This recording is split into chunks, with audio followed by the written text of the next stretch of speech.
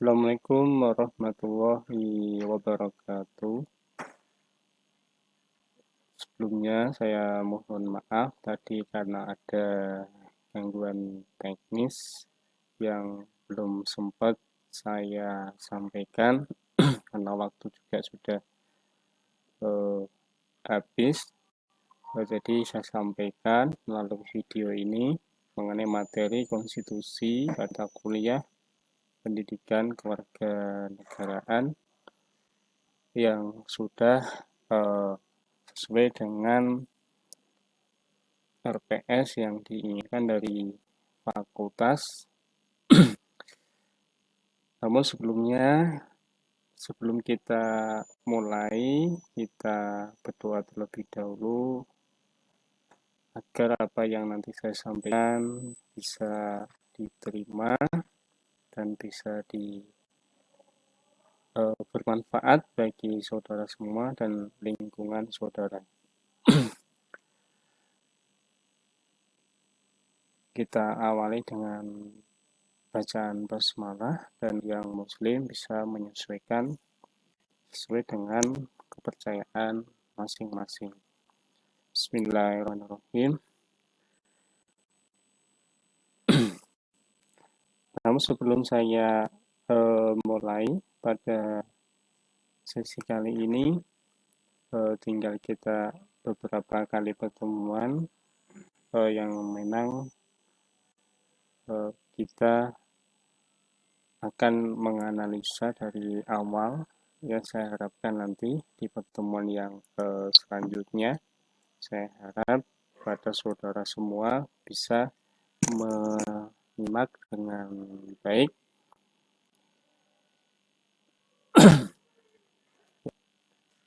Pada mesin kali ini mengenai nilai dan norma konstitusional Undang-Undang Dasar Negara Republik Indonesia 1945, konstitusionalitas ketentuan perundang-undangan di bawah undang-undang dan sampai pada dinamika konstitusional. Sebelum saya membahas mengenai masalah konstitusi, tentu saya ingin mengulas kembali mengenai falsafah negara. Setiap negara di atas dasar falsafah tertentu. Falsafah itu merupakan perwujudan dari keinginan rakyatnya, karena itu setiap negara mempunyai falsafah yang berbeda. Karena suatu falsafah itu identik dengan keinginan dan watak rakyat dan bangsanya, maka adalah tidak mungkin untuk mengambil oper begitu saja. Falsafah negara lain ya, tidak mungkin untuk mengambil oper begitu saja falsafah negara lain. Nah, untuk dijadikan falsafah bang, karena falsafah itu merupakan perwujudan dari watak dan keinginan dari suatu bangsa, maka segala aspek kehidupan bangsa tersebut harus sesuai dengan falsafahnya. Tentu negara Indonesia dan negara lain ini tentu akan berbeda. Cita negara atau state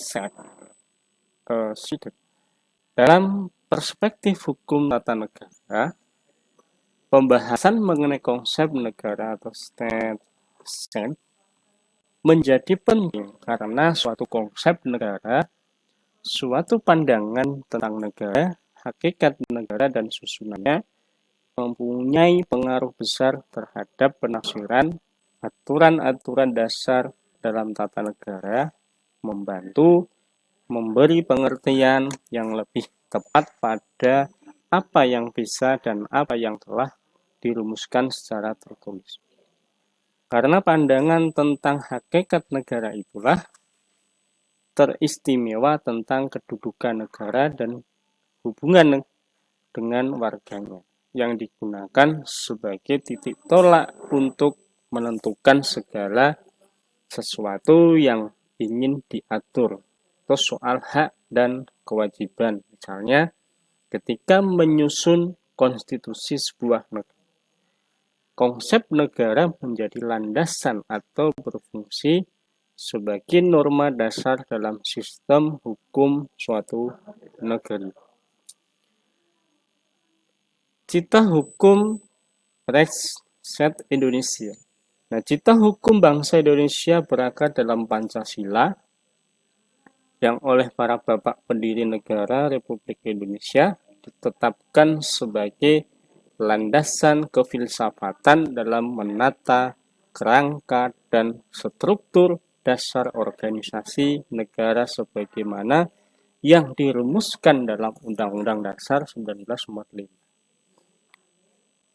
Pancasila adalah pandangan hidup bangsa Indonesia yang mengungkapkan pandangan bangsa Indonesia tentang hubungan antara manusia dan Tuhan, manusia dan sesama manusia, serta manusia dan alam semesta yang berintikan keyakinan tentang tempat manusia individual di dalam masyarakat dan alam semesta. Nah, cita hukum Pancasila harus mencerminkan tujuan menegara dan seperangkat nilai dasar yang tercantum baik dalam pembukaan maupun batang tubuh Undang-Undang Dasar 1945. Pancasila dan pembukaan Undang-Undang Dasar 1945. Pancasila dan pembukaan Undang-Undang Dasar 1945 dianggap sebagai norma dasar sebagai sumber hukum positif. Rumusan hukum dasar dalam pasal-pasal yang terdapat pada badan atau batang tubuh Undang-Undang Dasar 1945 adalah pancaran dari norma yang ada dalam pembukaan Undang-Undang Dasar 1945 dan Pancasila.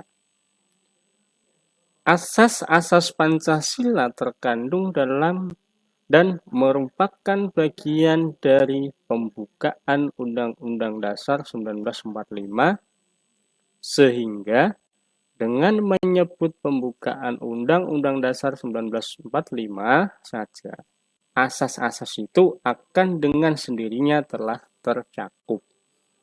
Selain disebut sebagai cita-cita hukum, bagi pembukaan Undang-Undang Dasar 1945 ini ada istilah lain yang digunakan yaitu Grundnorm dan Staatsfundamental Norm atau pokok kaidah fundamental negara seperti digunakan oleh Noto Nagoro. Nah, nilai dan norma konstitusional Undang-Undang Negara Republik Indonesia 1945. Konstitusi adalah suatu dokumen atau seperangkat dokumen yang berisi aturan-aturan dasar untuk menyelenggarakan negara. Dalam arti luas, konstitusi merupakan peraturan baik tertulis maupun tidak tertulis yang menentukan bagaimana lembaga negara dibentuk dan dijalankan. Konstitusi diperlukan untuk membatasi kekuasaan pemerintah atau penguasa negara, membagi kekuasaan negara dan memberi jaminan HAM bagi warga negara. Konstitusi mempunyai materi muatan tentang organisasi negara, HAM, prosedur mengubah undang-undang dasar, kadang-kadang berisi larangan untuk mengubah sifat tertentu dari undang-undang dasar, cita-cita rakyat, dan asas-asas ideologi negara. Pada awal reformasi, adanya tuntutan perubahan Undang-Undang Dasar Negara Republik Indonesia 1945 didasarkan pada pandangan bahwa Undang-Undang Dasar Negara Republik Indonesia 1945 belum cukup memuat landasan bagi kehidupan yang demokratis, pemberdayaan rakyat, dan penghormatan terhadap HAM. Di samping itu, dalam tubuh Undang-Undang Dasar Negara Republik Indonesia 1945 terdapat pasal-pasal yang menimbulkan penafsiran beragam atau multitafsir dan membuka peluang bagi penyelenggaraan negara yang otoriter, sentralistik, tertutup, dan praktik KK. Nah, ini silahkan nanti saudara bisa menjawab mengenai apa yang dimaksud dengan negara yang otoriter, sentralistik, tertutup, dan praktik KKN. Dalam perkembangannya, tuntutan perubahan Undang-Undang Dasar Negara Republik Indonesia 1945 menjadi kebutuhan bersama bangsa Indonesia. Oleh karena itu, MPR melakukan perubahan secara bertahap dan sistematis dalam 4 kali perubahan. Keempat kali perubahan tersebut harus dipahami sebagai satu rangkaian dan satu kesatuan. Dasar pemikiran perubahan Undang-Undang Dasar Negara Republik Indonesia 1945 adalah kekuasaan tertinggi di tangan MPR. Kekuasaan yang sangat besar pada presiden, pasal-pasal yang terlalu luas sehingga dapat menimbulkan multitafsir. Kewenangan pada presiden untuk mengatur hal-hal penting dengan undang-undang dan perumusan Undang-Undang Dasar Negara Republik Indonesia 1945 tentang semangat penyelenggara negara belum cukup didukung ketentuan konstitusi yang sesuai dengan tuntutan reformasi. Awal proses perubahan Undang-Undang Dasar Negara Republik Indonesia adalah pencabutan TAP MPR RI nomor 4/MPR/1983 tentang referendum, pembatasan masa jabatan Presiden dan Wakil Presiden RI, dan ketetapan MPR mengenai HAM mengawali perubahan Undang-Undang Dasar Negara Republik Indonesia 1945. Dari proses perubahan Undang-Undang Dasar Negara Republik Indonesia 1945 dapat diketahui hal-hal sebagai berikut, di antaranya mengenai perubahan Undang-Undang Dasar Negara Republik Indonesia 1945 dilakukan oleh MPR dalam satu kesatuan perubahan yang dilaksanakan dalam 4 tahapan, yakni pada sidang umum MPR 99, kemudian tahun 2000, kemudian 2001, dan 2002. Hal itu terjadi karena materi perubahan Undang-Undang Dasar Negara Republik Indonesia 1945 yang telah disusun secara sistematis dan lengkap pada masa sidang MPR tahun 1999 sampai 2000 tidak seluruhnya dapat dibahas dan diambil putusan. Tahapan dari hal yang selanjutnya yang perlu dari proses ini, yang selanjutnya mengenai hal itu berarti bahwa perubahan Undang-Undang Dasar Negara Republik Indonesia 1945 dilaksanakan secara sistematis berkelanjutan karena senantiasa mengacu dan berpedoman pada materi rancangan yang telah disepakati sebelumnya. Undang-Undang Dasar Negara Republik Indonesia 1945 menempati urutan tertinggi dalam jenjang norma hukum di Indonesia. Berdasarkan ketentuan ini, secara normatif, undang-undang isinya tidak boleh bertentangan dengan Undang-Undang Dasar. Jika suatu undang-undang isinya dianggap bertentangan dengan Undang-Undang Dasar, maka dapat melahirkan masalah konstitusionalitas undang-undang tersebut. Warga negara dapat mengajukan pengujian konstitusionalitas suatu undang-undang kepada Mahkamah Konstitusi. Dinamika historis konstitusional, sosial politik, kultural, serta konteks kontemporer penegakan hukum yang berkedaulatan. Negara merupakan organisasi kelompok masyarakat tertinggi karena mempunyai wewenang untuk mengatur dan mengendalikan masyarakat, bahkan memaksa secara sah untuk kepentingan umum yang lebih tinggi demi tegaknya hukum. Negara pun dipandang sebagai subjek hukum yang mempunyai kedaulatan atau sovereignty yang tidak dapat dilampaui oleh negara manapun.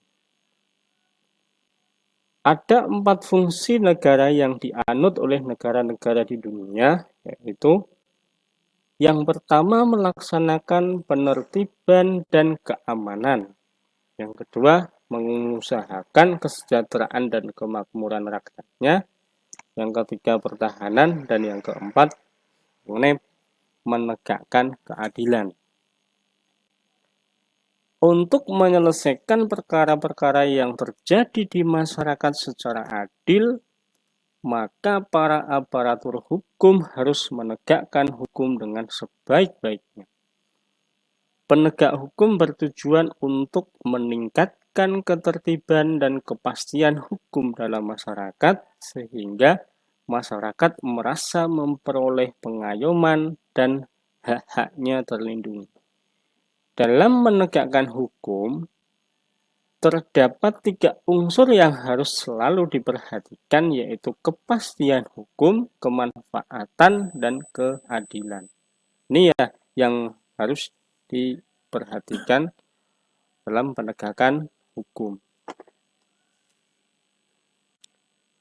Dalam rangka mewujudkan sistem hukum nasional yang berlandaskan Pancasila dan Undang-Undang Dasar Negara Republik Indonesia 1945,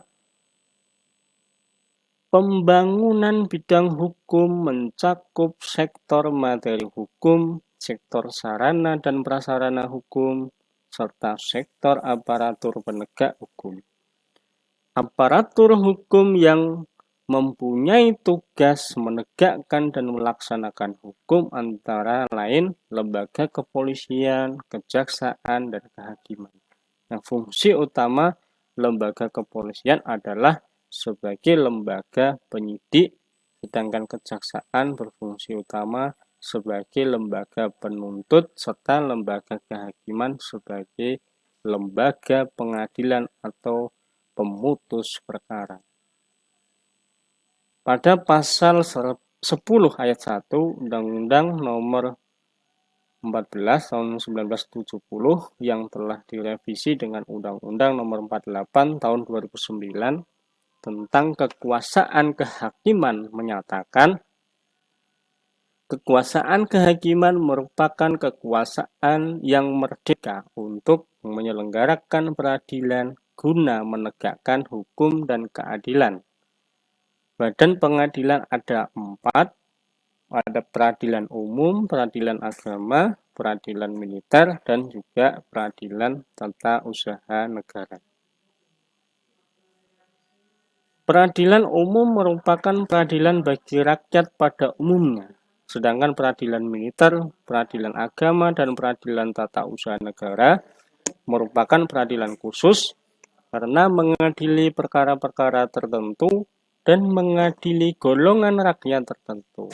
Keempat lingkungan peradilan tersebut masing-masing mempunyai lingkungan wewenang mengadili perkara tertentu serta meliputi badan peradilan secara bertingkat, yaitu pengadilan tingkat pertama, tingkat banding, dan tingkat kasasi. penegakan hukum di Indonesia ini masih menghadapi masalah dan tantangan untuk memenuhi rasa keadilan masyarakat. Penegakan hukum sangat penting diupayakan secara terus-menerus untuk meningkatkan ketertiban dan kepastian hukum dalam masyarakat, sehingga masyarakat merasa memperoleh perlindungan akan hak-hak dan kewajibannya. Sistem penyelenggaraan negara menurut Undang-Undang Dasar Negara Republik Indonesia tahun 1945, Amandemen Ulang Undang-Undang Dasar Negara Republik Indonesia tahun 1945, ini setelah berjalan 15 tahun sejak Undang-Undang Dasar 1945 diamandemen, ada kebutuhan untuk menyempurnakan Undang-Undang Dasar 1945 terkait kelembagaan MK, KY, DPD, DPR, MPR, dan komisi-komisi negara. Yang kedua, dampak pengalihan kewenangan Presiden dalam membentuk undang-undang kepada DPR menyebabkan kekuasaan DPR terlalu besar dalam rekrutmen calon pejabat negara, tetapi minim dalam fungsi legislasinya. Yang ketiga, adopsi prinsip check and balance ke dalam sistem ketatanegaraan Indonesia belum optimal. Arogansi sektoral masih dominan. Yang keempat, mekanisme pertanggungjawaban masing-masing lembaga negara kepada publik sangat kabur tafsir dan prakteknya. Nah, bagaimana mekanisme dan kepada siapa sesungguhnya pertanggungjawaban lembaga negara diberikan? Ini silakan saudara bisa menanggapi.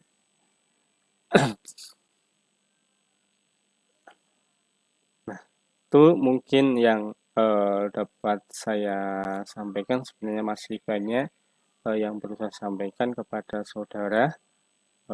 Sedikit, tidak masalah, yang penting bisa bermanfaat bagi saudara semua.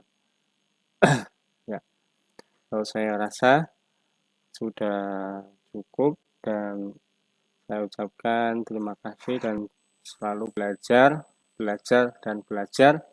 dan selalu mencari berbagai referensi untuk memahami, mendalami apa yang sudah saya sampaikan. Akhir kata dari saya, wabillahi taufiq wal hidayah. Assalamualaikum warahmatullahi wabarakatuh.